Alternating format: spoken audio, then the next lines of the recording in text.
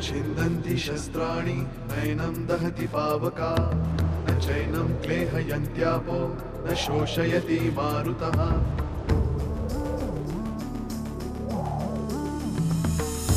दिवसामागुणरात्र धावते सकाळ संध्याकाळ सूत्रधार जो या साऱ्याचा नामतयाचे काय तयाच्या मनात दडले नकळे कधी कुणा क्षणात होते संभव सारे क्षणापूर्वीचे असंभव असंभव असंभव असंभव माझं अंतर्मन मला सांगतंय आपण खूप जवळ पोचलेलो आहोत। या विहिरीत पुढचा संकेत मिळण्याची शक्यता आहे। कुटुंबाच्या भानापेक्षा समाजाचं भान जास्ती यांना। भागीरथी वंशांना सांगायला हवं। आदिनाथ वाड्यावरून अचानक कुठेतरी गेलेला आहे। बराच वेळ झाला त्याचा पत्ता नाही।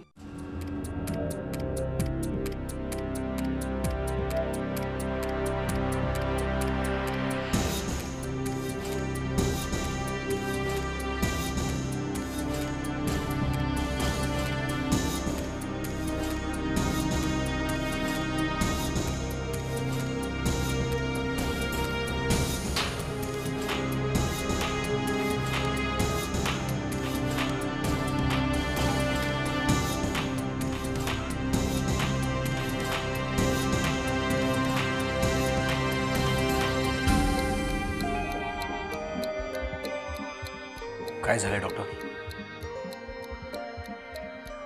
वेळ लागणार आहे।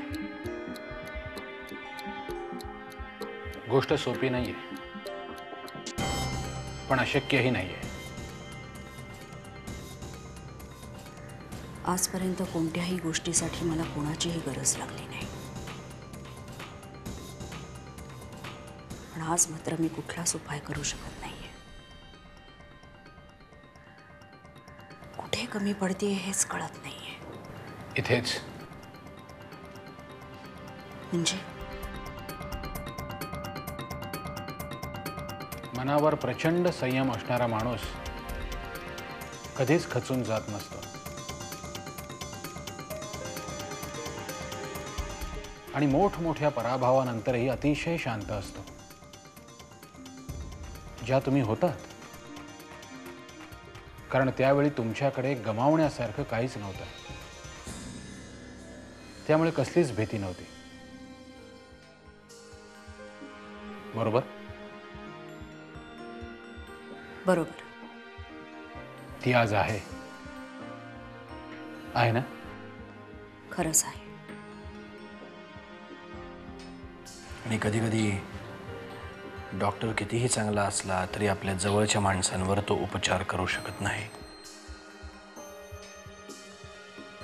मग ते उपचार शारीरिक असोत वा मानसिक। बरोबर बोलताय।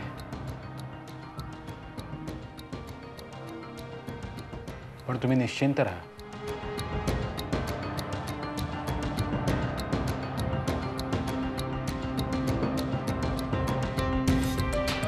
आमची मुलगी बरी होईल ना डॉक्टर? एक डॉक्टर हा प्रश्न विचारतो? आजपर्यंत हा प्रश्न अनेकदा ऐकलाय, पण ते विचारताना काय वाटतं हे आज जाणवतंय। मग उत्तर एक डॉक्टर म्हणून नाही तर मित्र म्हणून देतो।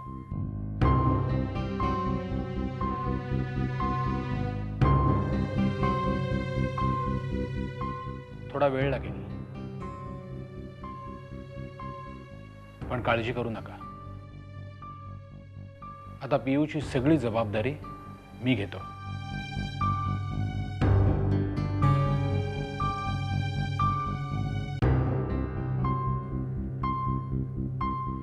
जोपर्यंत पियू माझ्याजवळ आहे तोपर्यंत तिला कुठलाही अपाय होऊ देणार नाही. भियो, डोळे उघड बाळ.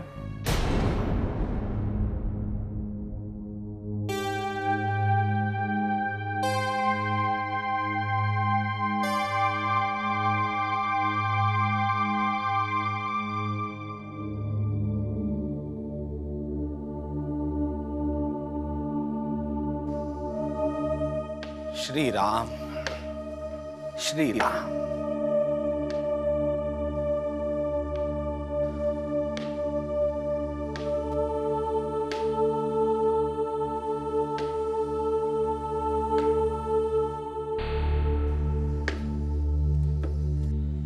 अरे बल्लाळ साहेब, काय झाली का मुंबईची कामं? हो झाली. कोणाची वाट बघताय का? कोणी येणार आहे का? नाही. आजोबा, पहिल्यांदाच मी तुम्हाला एवढं चिंतेत बघतोय. काही प्रॉब्लेम आहे का? नाही नाही, या ना, या आत या. काय आहे, माझं लक्ष कुठेतरी श्रीराम श्रीराम. मी काही मदत करू का आजोबा? नाही म्हणजे मी तुमच्या घरातला नाहीये, पण मला तुमच्या घरचाच समजा. मला कळेल का काय झाले?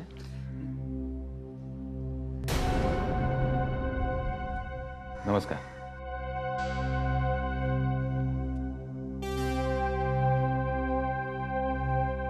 हल्लीच दागिने मोजले होते तेव्हा सगळे व्यवस्थित होते, पण मध्यंतरी महादेवराव येऊन गेले आणि पण तेव्हापासून म्हणजे त्याने घेतले असतील असं म्हणायचं नाहीये मला.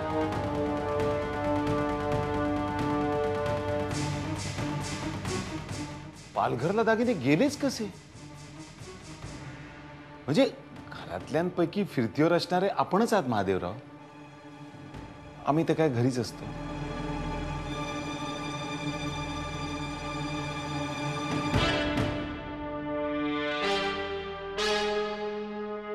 माझ्याकडे काय पाहताय महादेवराव? मी थोडीच घेतले ते दागिने. आता तसं बघायला गेलं तर पार्वती बहिणींच्या गळ्यातली माळ हरवली होती. ती का त्यांच्या गळ्यात हात घालून बस.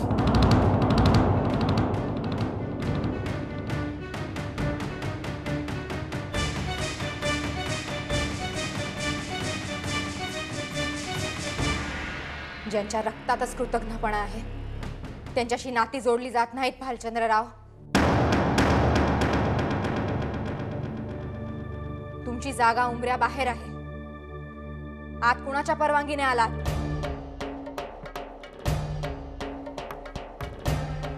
हे कुठे आहेत? काय केलं त्यांचं?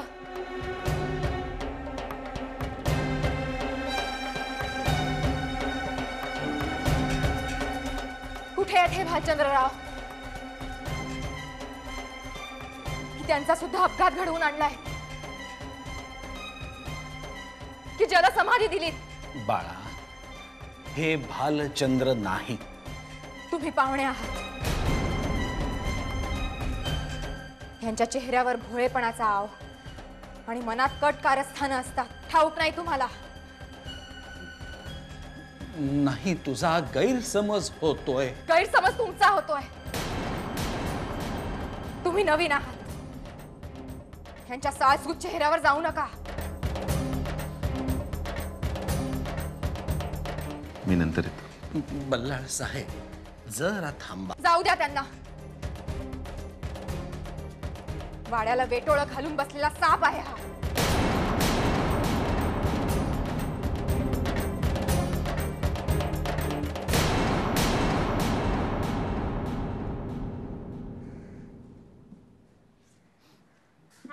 बाळा, हे भालचंद्र नव्हेत.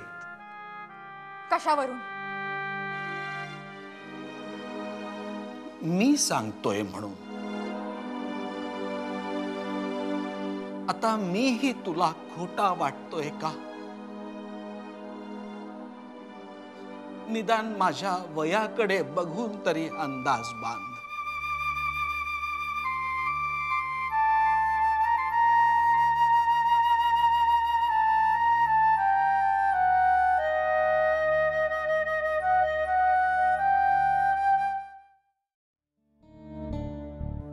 कोण आहात तुम्ही?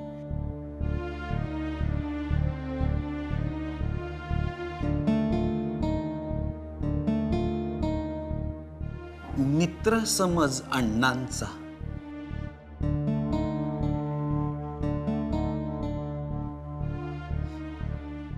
आता तरी विश्वास ठेव माझ्या शब्दांवर.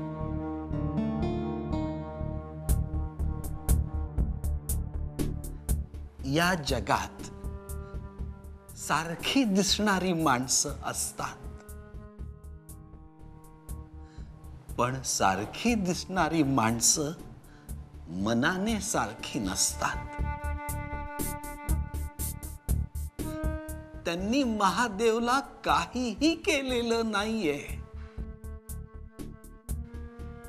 तो सुखरूप परत येईल. विश्वास ठेव माझ्यावर.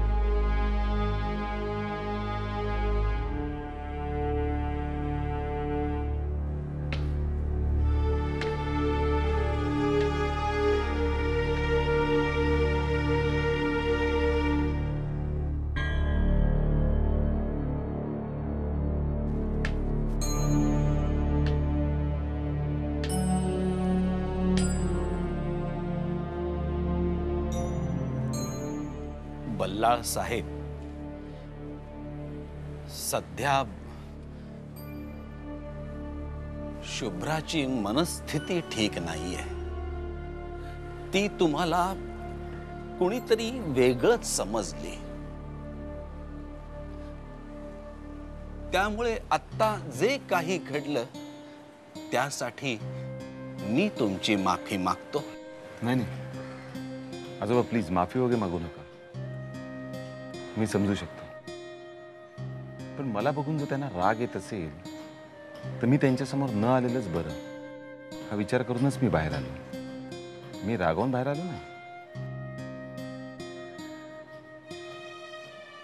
आजोबा, मगाशी मी तुम्हाला एक प्रश्न विचारला, तुम्ही त्याचं उत्तर देणं टाळलं.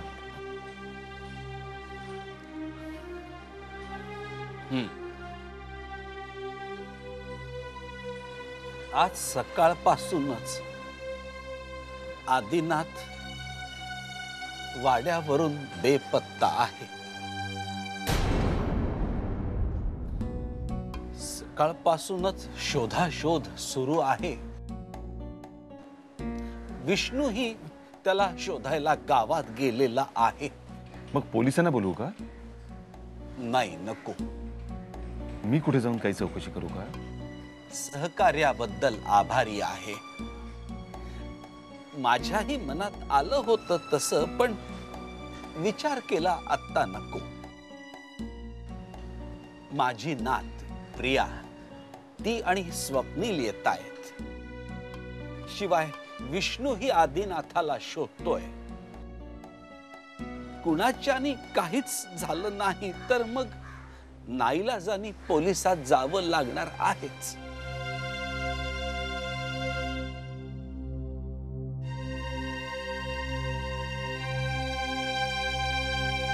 ठीक आहे, पण माझी काही आवश्यकता लागली तर मला नक्की कळवा.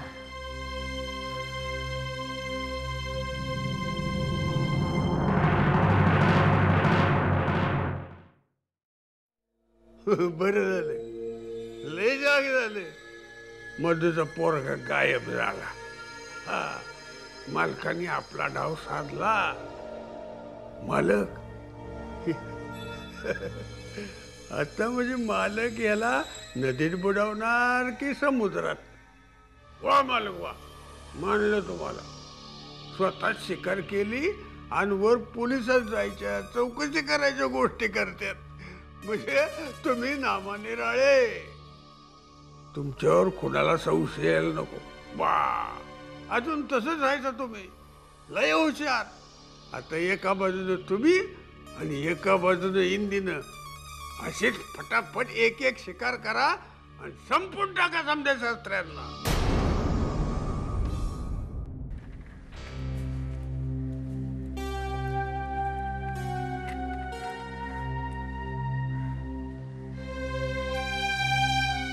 काय झालं? प्रिया, दादाचं काय झालं असेल? मला काही सुचत नाहीये. प्रिया, आपण इथे कशाला आलोय? शुभ्राचं आणि आजोबांचं टेन्शन कमी करायला. आपलं टेन्शन त्यांच्यासमोर व्यक्त करायला नाही. पण मला कळतंय त्यांची काय अवस्था झाली असेल. म्हणूनच म्हणतोय, शांत राहा. आपणच जर कोलॅप्स झालो तर डिसिजन कोणालाच नाही घेता येणार.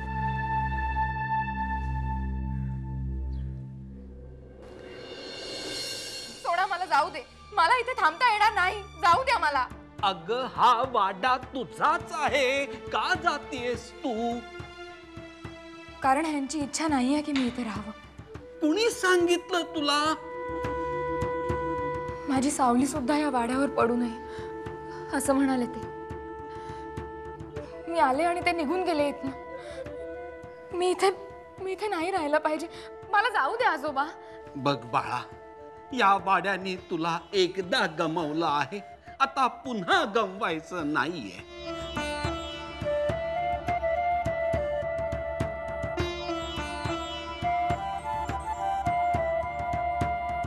ज्या वाड्यात माझ्या ओळखीची एकही व्यक्ती नाहीये तिथे मी का राहू?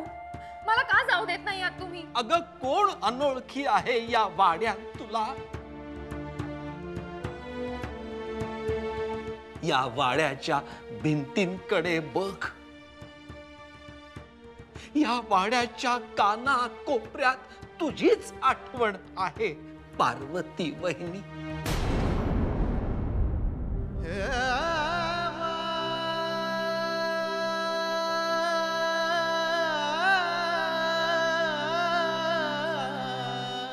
माणसं ओळखीची नसतील कदाचित, पण या वाड्याच्या 4 भिंतींमधल्या आठवणी तर ओळखीच्या असतील.